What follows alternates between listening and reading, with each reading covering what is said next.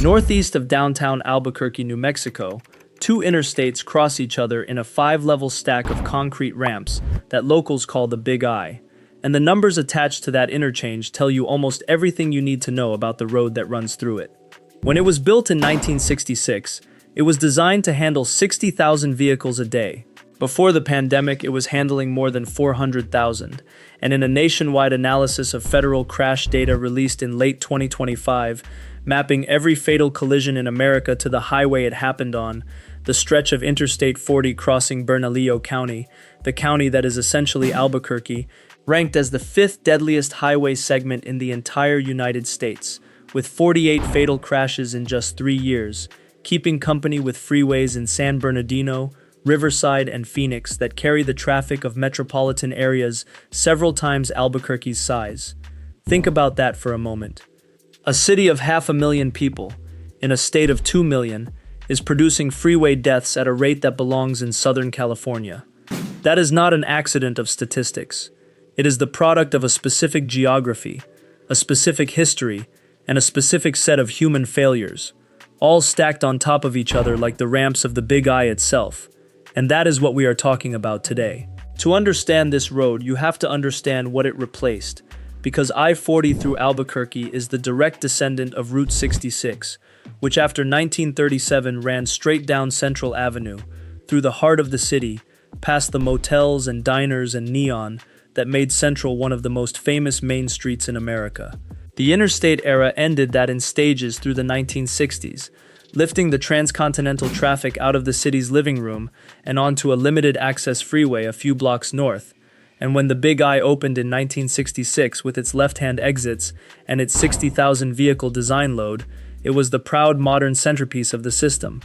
Then Albuquerque did what Sunbelt cities do.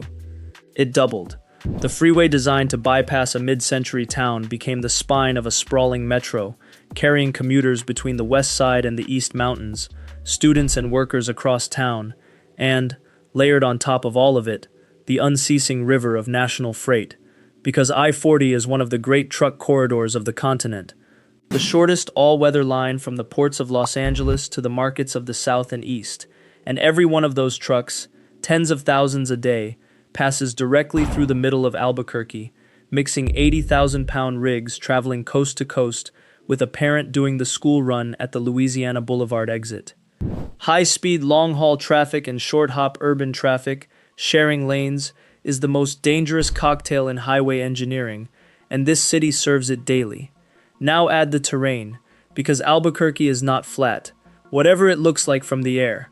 Approaching from the east, I-40 threads Tijeras Canyon, a winding descent between the Sandia and Manzano Mountains, where the freeway drops toward the city through curves at Carnuel and Zuzax that appear again and again in fatality reports, mile markers 169 and 170 recurring in police bulletins like an address the ambulances have memorized, and where winter does something travelers from the lowlands never expect.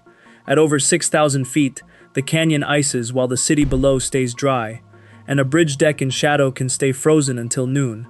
Approaching from the west, the freeway pours off 9 Mile Hill in a long, straight descent from the West Mesa, a grade that lets speed build invisibly, crossed by spring windstorms that shove high-profile trailers between lanes and, on bad days, drag curtains of dust across the roadway.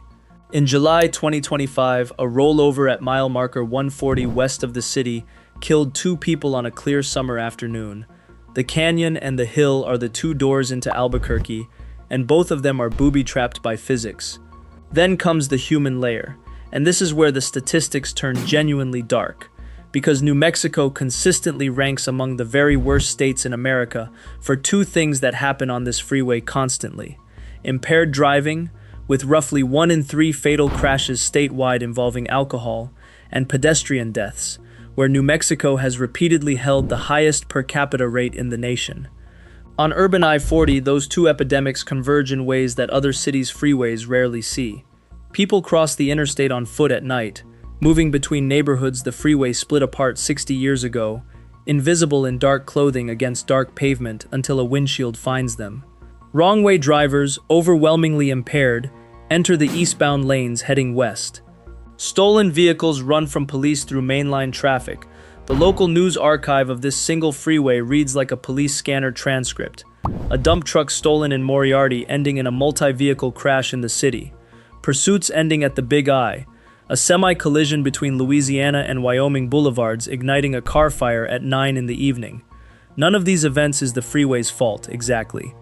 But the freeway is where they all go to become fatal, because it is the one place where every trajectory in the metro area, drunk, desperate, distracted, or merely tired, intersects at 75 miles an hour. And when the crash happens, one more brutal fact takes over.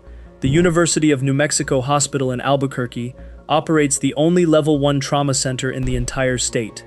Every catastrophic injury from every corner of New Mexico funnels toward the same emergency department that serves this freeway, which means the system absorbing I-40's nightly harvest is also absorbing everyone else's. And in trauma medicine, minutes and capacity are the same thing as survival. The state has not been idle, and the ledger of its efforts is instructive. The Big I reconstruction of 2000 to 2002, a $221.8 million project, roughly $400 million in today's money, tore out the obsolete 1966 interchange and replaced it with the modern stack, eliminating the left exits, adding capacity, and it genuinely worked. The interchange itself became safer and smoother. The crashes moved. They redistributed along the corridor, to the weaving sections by the fairgrounds, to the canyon curves, to the western descent, because the Big I was never the disease, only the most visible symptom, and the disease is the impossible job description. Be simultaneously a local commuter road, a national freight artery, a mountain descent, and a main street bypass, in a state with the country's worst impaired driving and pedestrian death numbers, forever. The New Mexico Department of Transportation's own corridor studies say it in the flat dialect of engineering: fatal and serious injury crash rates higher than state averages, ramps that need lengthening, curves that need correction, bridges that need replacement. The documents are honest. The funding, as always, arrives more slowly than the crashes do. I dwell on the machinery of all this because the alternative explanation, that the road is simply cursed, insults the dead by making their deaths mysterious. Nothing here is mysterious. Take a 1960s freeway and quadruple its load. Run the nation's freight through a city's midsection. Drop it out of an icy canyon on one side and down a windy grade on the other. Surround it with a population suffering one of America's worst drunk driving epidemics and its worst pedestrian death rate. Give the whole state one trauma center. Then repeat, every day, for 60 years. 48 fatal crashes in 3 years is not an anomaly on that ledger. It is the ledger balancing.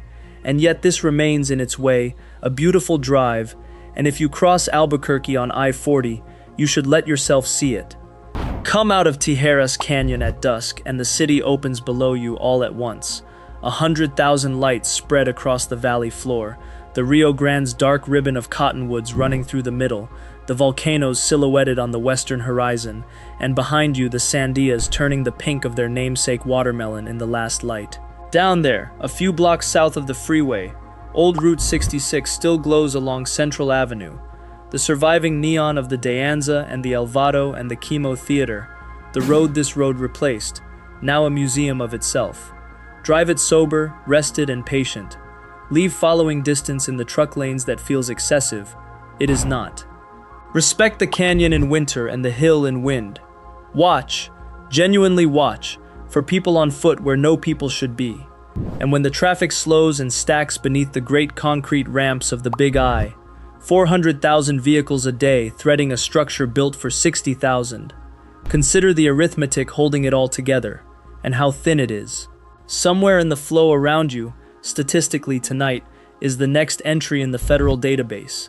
A driver who left a bar, or a lane, or a life, one small decision from becoming mile marker shorthand on the morning news.